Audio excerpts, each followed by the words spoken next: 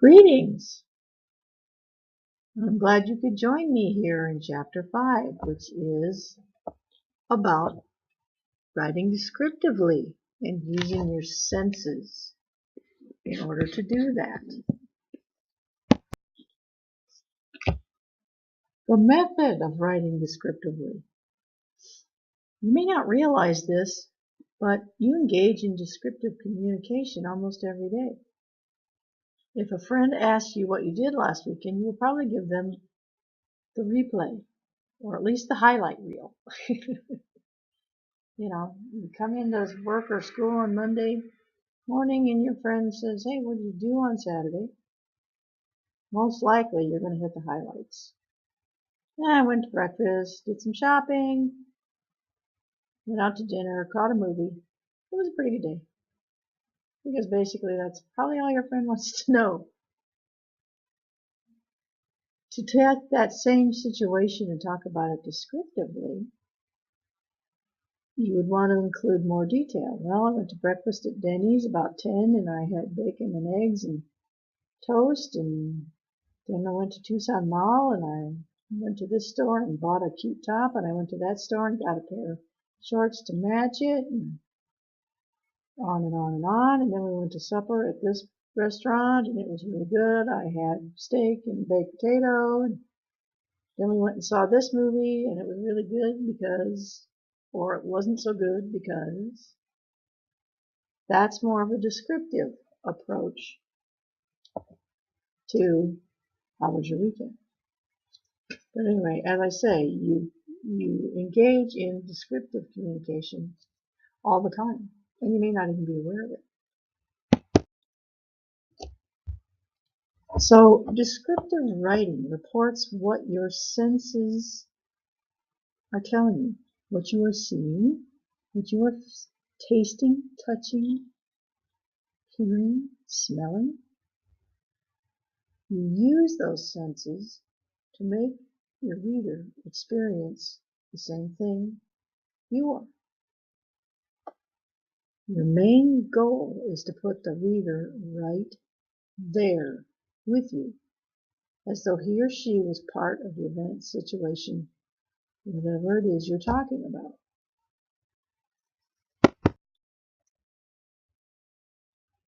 Typically, when you're writing descriptively, you have one of two objectives in mind.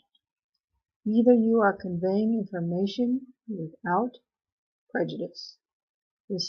Writing typically takes the form of a very detailed report, like a biology report on a certain species of frog. Ugh. Had to do that. Not good, but I digress. 4 inches wide, bright orange skin with light brown spots. Okay? We now know what kind of a frog it was. Or we have a better idea of what kind of a frog that was, anyway. Or you might be conveying perception with feeling. This type of writing is very subjective, meaning very personal or emotional. So you can use your own personal biases and feelings. In fact, they are key to subjective descriptive writing. Now you might be saying to yourself, well, biases, where would that have any place in writing? Well, we all go through experiences where we react and have feelings that aren't exactly nice, put it that way. But they are our feelings, and we have a right to them. And if we want to convey what we were going through at that time, what we were feeling at that time to our reader, you have to write in those terms. Not all situations or experiences are pleasant ones or have happy endings. Okay?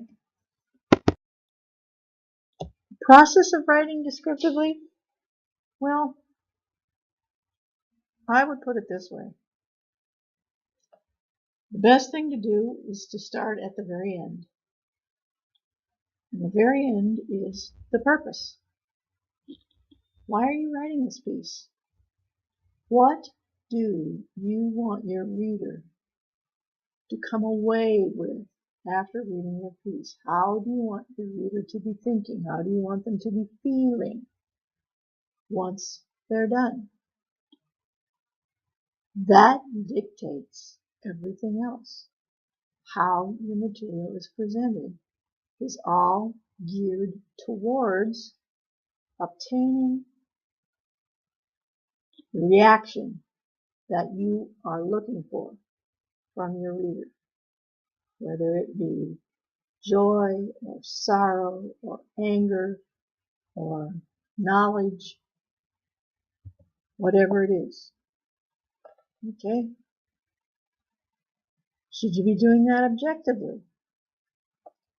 Well, if you're giving a detailed report on something, you should be objective.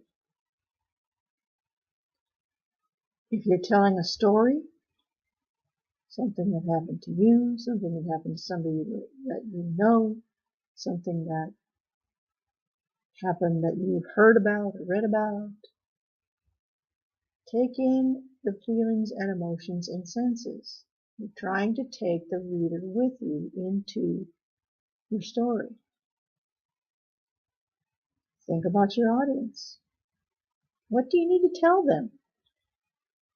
Are they familiar with some of the people, places, etc. you are writing about?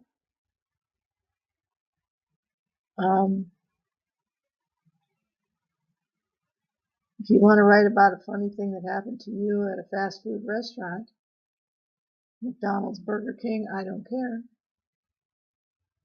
You probably don't need to spend a lot of time describing McDonald's or Burger King because number one, most of us have all been to one of them, one or the other of those restaurants, and they all pretty much look the same. So maybe you don't need to spend as much time describing what the restaurant looked like. You can focus your time and attention on what happened there. Okay? Spend your time detailing things that are out of the ordinary. Talk about more detail on what happened at Burger King than about Burger King. We've all been to a fast food place, and we all know what they look like. Okay? What's your dominant impression?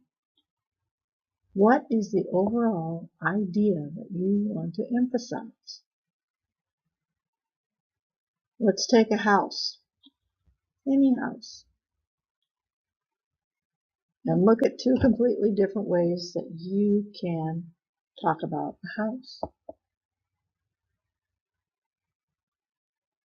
If one of the spookiest experiences you ever had in your life was going into a house that was haunted, what are you going to talk about? You're going to use words and sensory perceptions that contribute to the reader's hair standing up on the back of his head. Right? Your purpose. What do you want your reader to walk away from this piece feeling? Well, spooky house, you want them walking away feeling like they had the bejeepers scared out of them, right? You're going to use senses. You're going to use emotion. You're going to be writing subjectively. Or, same thing, house, different scenario. You're trying to sell your house. You need to write a listing. Probably not going to get real emotional, but you're going to want to include a lot of detail. Brand new stainless steel appliances, makes, models, features,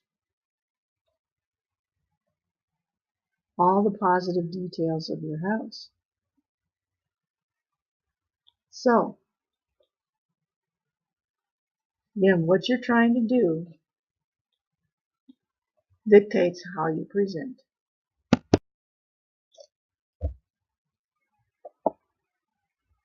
A thesis is a main idea you want your readers to take away with them when they're done. You may not need an actual thesis statement when you're writing subjectively because you're including a lot of emotion and detail in your work. main idea should become obvious to the reader as he or she goes along. If you're writing about the spooky house, the reader should feel the short hairs on the back of their neck slowly creeping up. Okay? So they know, oh, this is about a really spooky place.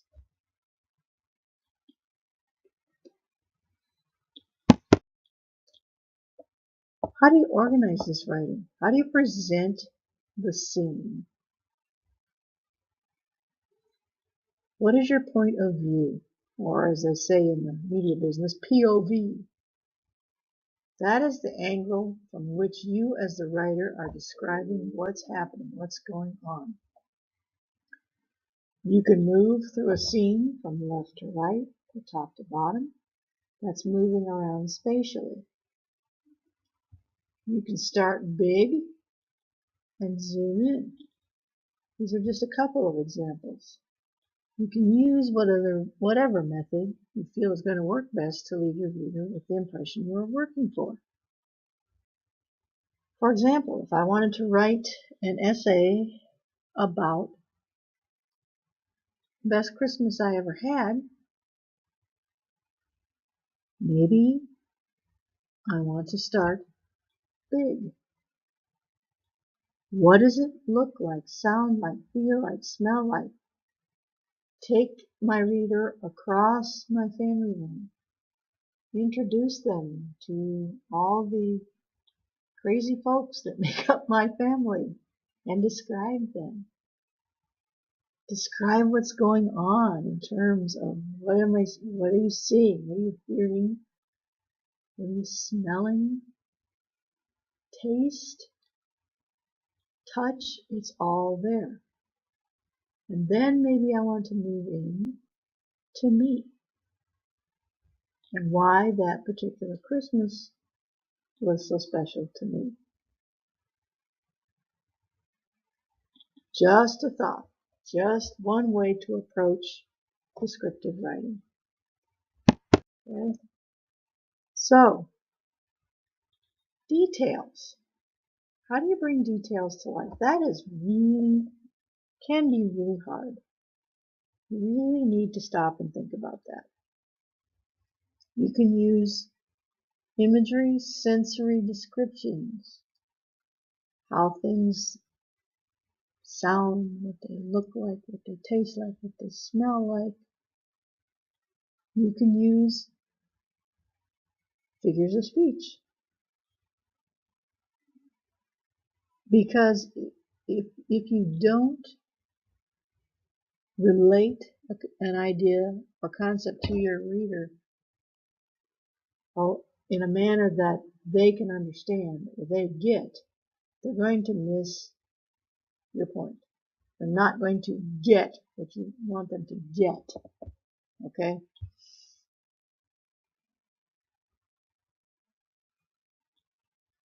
You can use similes, comparing something to something unrelated. The gun kicked me back to the ground like a bullet. Well, what if you just said the gun kicked me back? Well, I'm not real big on guns. I don't know exactly what that means or what happens. I don't have a very good picture of what happened to this writer or what this writer is trying to describe. But the whole complete sentence. The gun kicked me back to the ground like a bully. Even if you've never been bullied a day in your life, we have all, at the very least, witnessed bullying. If for no other reason than we've all been on grade school playgrounds and watched one kid push another one to the ground, right? Now I get it. Now I understand. Because I've seen that happen. I've seen it happen hard. Now I have a better understanding of what that gun did to that writer. Because it's not left up to me to figure out. I've been told, I've had a concept that I was not clear on, the kickback of a gun. And I've had that concept related to a concept that I am familiar with and I do understand. Kicked him to the ground like a bully. That I get, that I understand. Now I have a clearer picture of just how hard this gun kicked the author. Okay? Figures of speech do the same thing. Metaphors. In the blink of an eye. We all know that that's really fast, right? So if you say something happened fast or quickly, well, fast to me may not be fast to you. Quickly to you might not be quickly to me. So, in the blink of an eye. Okay, we get that. All we have to do is blink and see how fast that is. Okay. Something that we can't get our hands on related to something that we do understand. Okay. Quickly, what is that? 0, 100 miles an hour? I don't know. What is quickly? Blink of an eye. Blink. Oh, that's fast. Okay. So, metaphors and similes. Metaphors can compare two things without using the word like or as. Jack was a turtle as he walked to his next class. We just said Jack walked to his next class. That doesn't really tell me anything other than he was going to class.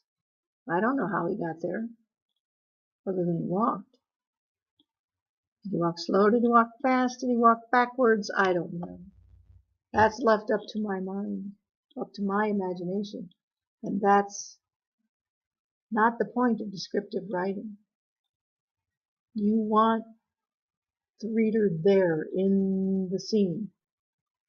So you don't leave things up to your reader's imagination. And you do that by providing as much detail as you can and relating things to other things that your reader does understand. So Jack walked to his next class. Good deal. Jack was a turtle as he walked to his next class. Okay, gotcha. We've all seen a turtle walk at least once in our lives, probably, right? Not setting any land speed records, are they? Now I know how he was walking to class. I don't have to decide that for myself. I don't have to figure that out for myself. If you leave too much for me to figure out for myself, your story kind of turns into my story because I'm supplying too much detail. And that's not the point of descriptive writing. You don't want your reader filling in the details for you. That's your job as the author. Okay? A simile compares two things using the word like or as. Her face was as beautiful as a lovely red rose. Now, if you just said her face was beautiful, well, beautiful is to me as beautiful is to you? Probably not. You know, we've all been hanging out with friends and somebody walks by and friend says, boy, it's he or she's cute or good looking or whatever, and we're like, I'm missing something here. I didn't no. So beautiful is in the eye of the beholder, as the old saying goes. So if you want your reader to understand you as the writer's perception of beauty, you need to give them something to relate your perception of beauty to. Her face was as beautiful as a lovely red rose. Okay, I got it now. We've all seen red roses before, right? What do they look like? They're very delicate. They're very soft. They're very pleasing to the eye. They're sweet. Okay? Yeah, now I understand beautiful as you, the writer, wanted me to understand it. I'm not understanding beautiful as I understand it. I'm understanding beautiful as you, as the author, understand it. And that's the point of descriptive writing. You want the reader to be there with you, seeing what you saw, going through what you went through. It's not their story, it's your story. Okay?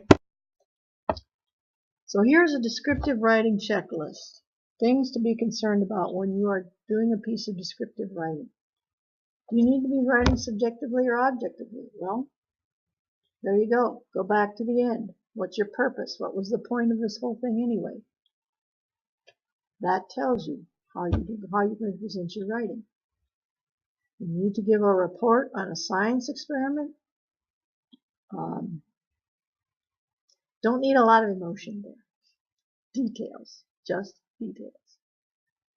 Are you writing about your best birthday ever, the worst day you've ever had? You know, you're going to need a lot of subjective feelings and emotion involved in that type of writing. What is the dominant impression? What do you want your reader to walk away understanding?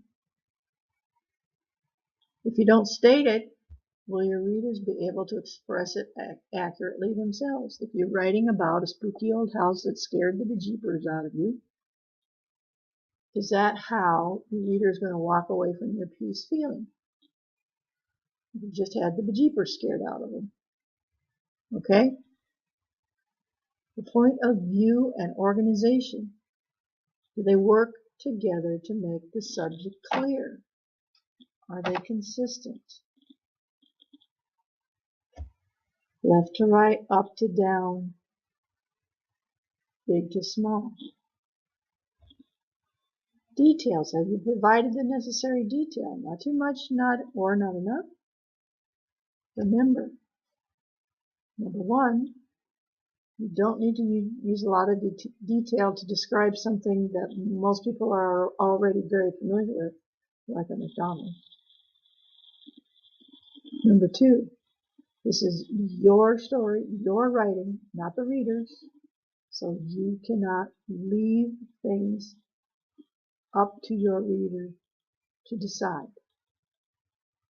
If something is beautiful, it's not up to your reader to decide what beautiful means. It is up to you as the writer to show your reader what you meant by the word beautiful, like a lovely red rose. Specific language. Have you used words that pin down what you mean exactly, like I just did?